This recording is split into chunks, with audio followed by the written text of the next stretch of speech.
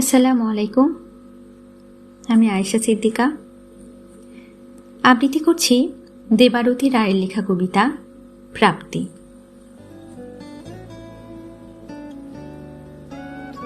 ঝিলের পাশে পার্কের এই বেঞ্চটায় এই সময় পারতপক্ষে ছেলেপিলেরা এসে বসে না, একটু দূরে দূরেই থাকে।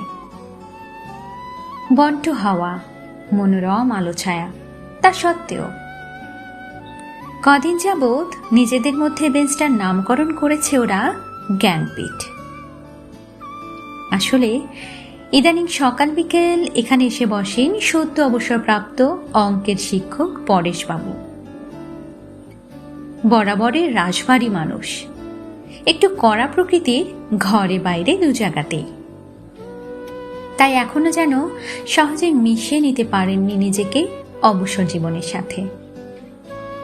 যেন আজও তাকে ডাকে ওই খোলা মাঠ, ভরা ক্লাসরুম আর কর্মব্যস্ত দিনগুলো।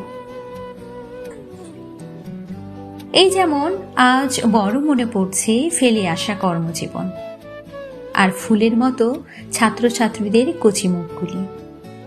আজকের দিনটা যে বড্ড অন্যরকম, তাই হয়তো। একটা দীর্ঘশ্বাস চেপে এগিয়ে যান পার্কের বেঞ্চটার দিকে। কিন্তু এ কি, ফুলে ফুলে উপচে পড়ছে প্রতিদিনের চিরপরিচিত বসার জায়গাটি। কাছে যেতেই সেই ফেলে আসা কচি কচি মুখগুলি কোথা থেকে এসে ঘিরে ধরে, গুটি কয় বসে পড়ে পায়ের কাছে।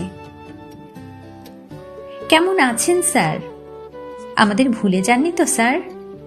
Happy teachers day sir. কাহাতক আর ঝাপসা চশমায় সওয়া যায় এই ভালোবাসার অত্যাচার। চোখের কোণে ঝরে পড়ে তৃপ্তির বাড়িধারা। বড় প্রশান্তি নিয়ে বলেন, ভালো আছি রে বাবা, ভালো আছি। আর মনে মনে বলেন, তোরা আছিস বলেই তো ভালো আছি রে। ভালো থাকিস, ভালো রাখিস।